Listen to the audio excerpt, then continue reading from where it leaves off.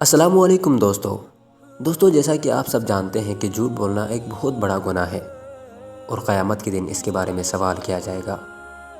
لیکن حضرت امام جعفر صادق علیہ السلام فرماتے ہیں کہ 3 قسم کے جھوٹ ایسے ہیں جن کے بارے میں سوال نہیں کیا جائے گا۔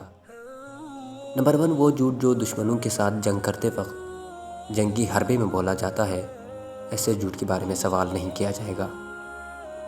اور نمبر 2، وہ جھوٹ جو 2 ناراض بندوں کے درمیان صلح کرنے کے لیے بولا جاتا ہے، ایسے جھوٹ کے بارے میں بھی سوال نہیں کیا جائے گا۔